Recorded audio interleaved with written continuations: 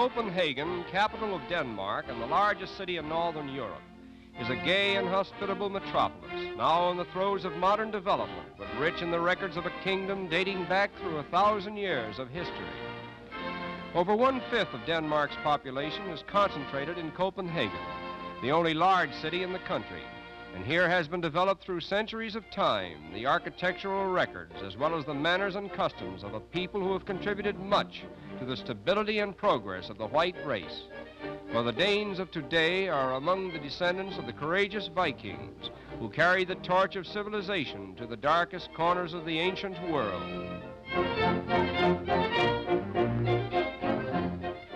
Greater Copenhagen has a population of about 900,000 inhabitants, and it is estimated that there is one bicycle registered for every 3 persons.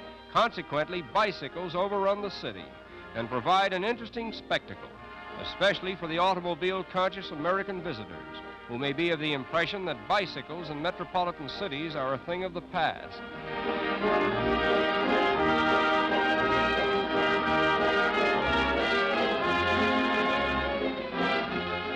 But this is not the right hour of the day for the real bicycle parade. We must wait until the various places of business close, and then we will see a demonstration of bicycle traffic that has no parallel in any other of the world's great cities. Meanwhile, our attention is attracted to picturesque settings along the canals in the older section of Copenhagen, where the fishing industry provides an interesting feature of the city's daily life.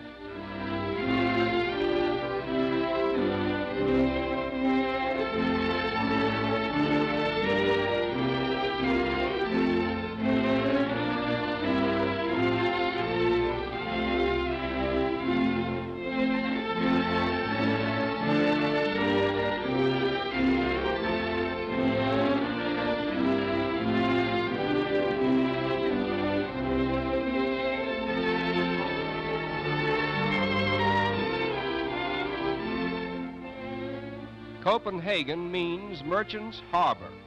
It was originally a small fishing village, and much of its ancient atmosphere is preserved in this section of the city, where the fishermen come in daily from the sea with choice cargoes of fish, which are sold in the market nearby. Incidentally, there is no abject poverty in Copenhagen, and much of this may be due to the fact that all citizens of Denmark who are deprived of the means of support receive a pension from the government after their 65th birthday to the day of their death. This may account for the expressions of peace and contentment that one finds among the poorer classes throughout the whole country. The flower market is composed of trains of auto trucks which come from all parts of the country and converge here in street-like formations, displaying a beautiful assortment of colorful flowers which may be purchased at most reasonable prices.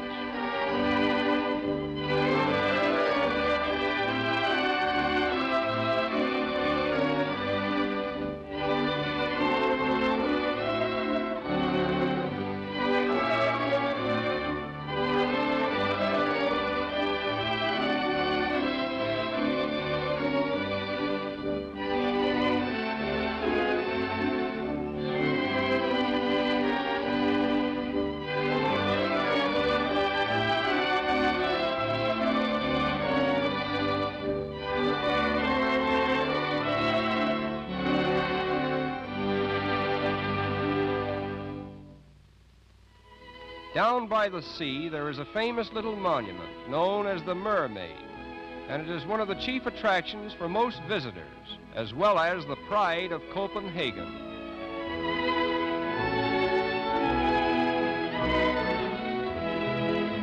The model for this unique image in bronze was a beautiful young Danish actress.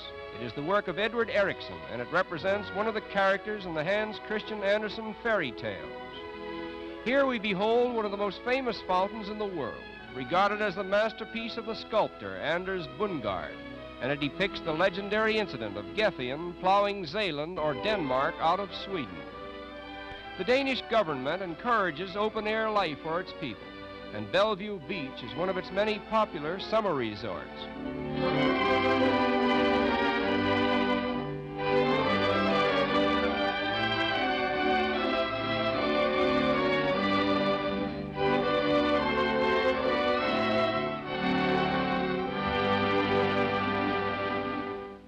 Denmark is an agricultural country, and practically all of its precious acres outside of the cities are devoted to the cultivation of farm products.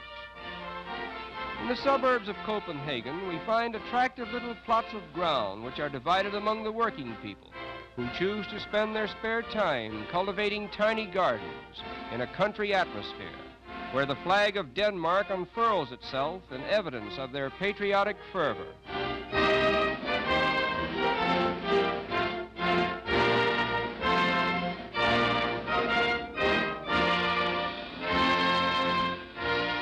And now we return to the city to witness the Copenhagen bicycle parade at its best, where most of the business of the day is over and the whole population seems to suddenly appear on wheels.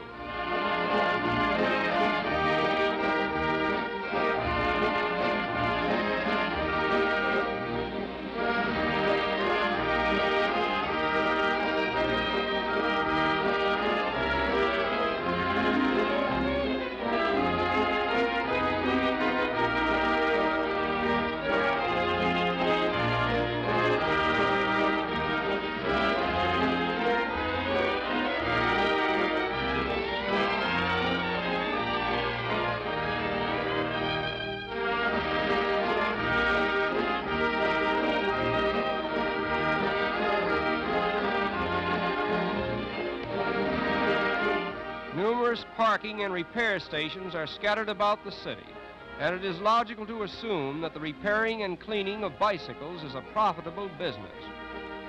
It is difficult to understand how one bicycle can be distinguished from another, as they all look alike and there are often as many as 1,000 bicycles lined up at one public parking station. Nevertheless, it seems to present no problem to the owners, who nonchalantly choose their bicycles and enter the grand merry-go-round as part of the business of the day. A majority of the workers live in the suburbs, and Copenhagen, being a city with very few hills, is naturally ideal for commuting on bicycles.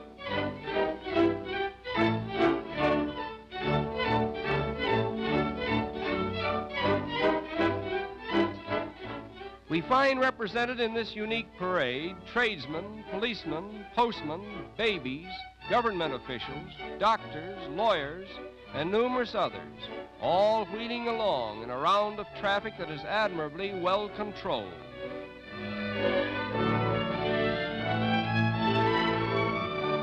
Automobiles appear to be very much out of place here, where cyclists have the right of way by an overwhelming majority.